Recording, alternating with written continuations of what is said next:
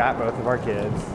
Jill went and grabbed Major, I went and grabbed Harper, and the tornado hit. We quickly realized that we were alive, but Harper was hurt. But then the question was like, what is the damage? What's the long-term damage done? And we were just waiting to see. And as we watch tornadoes rip across our neighboring state, Kentucky, just this week, it made this story even more emotional for Chad and Jill Mynatt. The whole time we were at Children's Hospital, I never once questioned if we were having the latest technology, if the staff was trained to do that. I just always felt like we were getting top-notch quality care with the best medical technologies that were available, with the best staff that was available. I never once worried that that wasn't the case. It was just so apparent. Harper had an injury to her skull and brain, but the team at East Tennessee Children's Hospital never let her down. Chief Medical Officer Dr. Joe Childs saw Harper consistently. And it seemed like for a while, all we had for them was bad news. Whether it was Harper or the pandemic, Dr. Childs comforted the Mynatts. It was a serious injury. We didn't know at first how things were going to turn out. The pandemic was starting. I think the tornado happened essentially the same day that the first case of COVID was found in Tennessee. And so while they're in the hospital, we're just progressively having to cut down on visitors, having to mask continuously. Harper's brain was swelling, and doctors sedated her. Before she could wake up, the swelling had to go down. We obviously didn't know what was going to happen with her, but it was really clear from initially that this medical team was going to do the best that they could. Not only to see what she could do and help her heal, but take care of us and take care of our family.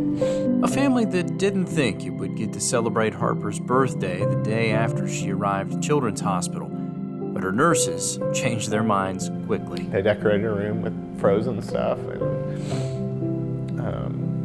they took care of all of us. The wait for Harper to wake up was agonizing, but after the darkness came a light.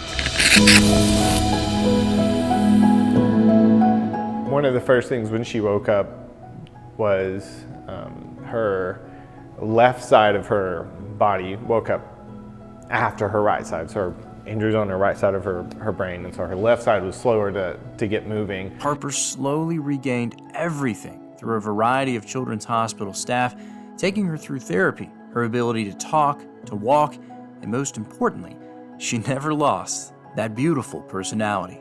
They kept telling us that's a lot of that area of your brain is what controls personality. She was friendly and loving and kind and big emotions before, and she's friendly and loving and kind and big emotions now. Harper's personality never changed, and her spirit stayed strong. That's why when it came time to leave the hospital after more than 6 weeks, Here we go, we're going outside. Children's Hospital celebrated You ready to see Mage? her strength. That moment was incredible. All of these nurses and staff and doctors and respiratory therapists and nurses who weren't even working that day. I think we were all just so overcome with how much people cared. It wasn't just like, great, another, open up another bed, but they really cared for her. That was a very powerful afternoon. She had not seen her baby brother since she had come off the ventilator. In fact, that's all she wanted to do, was just to see him, and but to see how bright she was and verbal. The Mynatts will soon move into a new home that's under construction, but they'll always have a home at Children's Hospital. I still think about Knoxville and like, I love going because I love taking people and I love like driving by and being like, that's the hospital, and that was home for us for 6 weeks and we loved it there. And we love because we love the people there. This holiday, when you support Children's Hospital, you're helping kids like Harper get the comprehensive, family-centered care she needed when disaster drove her from her home. You can help us continue to be there for families facing their worst days. If you'd like to donate, head to etch.com/seasonofgiving.